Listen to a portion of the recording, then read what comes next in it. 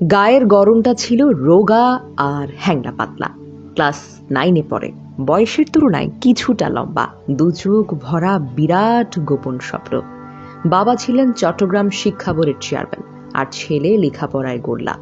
লেখাপড়ায় তার মন ছিল না একদম। পরীক্ষার আগের রাত্রে বন্ধুর বাসায় লুকিয়ে রাখা গিটার নিয়ে চলতো গানের আড্ডা। বাবা বুঝে গেলেন আর যাই হোক এই ছেলেকে দিয়ে পড়াশোনাটা হবে না। ভদ্রলোক তাই তো ছেলেকে বের করে দিলেন ঘর থেকে। বাবা জানতেন না এই ছেলেই একদিন দেশের কোটি মানুষকে চিনবে, ঝংকার তুলবে তার গিটারে আর গান গাইবে। এই ছেলেটার নাম হলো জেমস, মাহফুজ আনাম জেমস। ভক্তরা যাকে ভালোবেসে গুরু বলে ডাকে। কখনো শোনাতে পারেনি সেই গান। ততদিনে বাবা চলে গেছে না ফেরার দেশে। ঘর ছাড়ার পর এসে উঠেছিলেন আজিজ বোর্ডিংয়ে। সেখানে ফিলিংস নামে একটি ব্যান্ডে পারফর্ম করতেন। সেখানে 12 ফুট বাই 12 ফুট নামে একটি রুমে চাষাবাদ হতো গানের, যেখানে জন্ম হতে লাগলো বাংলাদেশের সঙ্গীত ইতিহাসের তারকাদের মধ্যে একজনের। নাম তার জেমস। জেমসের এই শুরু হয়ে ওঠার পেছনে আজিজ বোর্ডিং এর অবদান ছিল বেশ গুরুত্বপূর্ণ। এই মধ্যবয়সেও জেমস স্মৃতিকাতর হয়ে পড়েছেন আগের দিনের কথা ভেবে। গান লেখা হচ্ছে কোরাসে আর গাইছেন দলের সদস্যরা। বোর্ডিং এর সেই রুম ঢেকে যাচ্ছে সস্তা সিগারেটের ধোঁয়ায়। রাতে নাইট ক্লাবে গানের অনুষ্ঠান। গাওয়া হবে কি গান, করা হচ্ছে রিহার্সাল। এরই মধ্যে সময় গড়িয়েছে প্রকৃতির নিয়মে। বেড়ে উঠেছেন তিনি নিজেরই অজান্তে।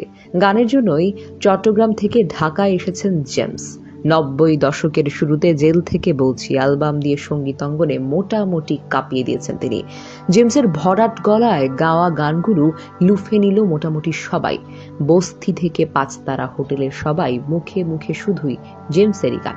তারপর সময় এলো গল্প এগিয়ে যাওয়ার, একটার পর একটা নতুন গানের উপহার দেওয়ার, নতুন মাইল ফলক তৈরি করার। পাগলা হাওয়ার তরে, মীরাবাই, ফুল নেবে না অশ্রু নেবে, মা বাবা, যদি কখনো ভুল হয়ে যায়, এসবে তখন বুধ হয়ে যায় বাংলার নতুন প্রজন্ম। তখন একদল লোক বলতে লাগলো বাংলা গানের নামে জেমস বাংলা সঙ্গীতটাকে একদম ধ্বংস করে দিচ্ছে। তাদের জন্যই তিনি সম্ভবত নিয়ে এলেন শামসুর রহমানের সুন্দরীতমা কবিতা থেকে আমি তারায় তারায় রটিয়ে দেব তুমি আমার। এই গানটা ভেসে গেল সমালোচনার বালির বাঁধ। কিছুদিন ব্যক্তিগত ঝামেলার কারণে গানে ঠিকমতো মন দিতে পারেননি, বিরতি কাটিয়ে ফিরেছেন। তবে বাংলা গানে নয়, এবার হিন্দি গান নিয়ে এলেন জেমস। গ্যাংস্টার ছবিতে ভিগি ভিগি গানে ঝড় তুলেন তিনি। অনেক দিন তার আর নতুন গান করা হয় না। গানের কোনো অনুপ্রেরণা পান না, ধ্বংস হয়ে গেছে গানের ইন্ডাস্ট্রি। জেমস তাই পুরনো গানগুলো গেয়ে মঞ্চ কাঁপাচ্ছেন। 2 কন্যা সন্তানের বাবাও কিন্তু তিনি। তাদের মাঝেই যেন তার প্রাণ পাখি। মেয়েদের নিয়ে স্ত্রী থাকেন আমেরিকায়, সময় পেলে তাই উড়াল দেন সেখানে। 80 আর 90 শতকের তরুণদের, এমনকি এই শতাব্দীর শুরুর দিকে যারা তরুণ ছিলেন, জেমস তাদের কাছে অদ্ভুত একটি উন্মাদনার নাম।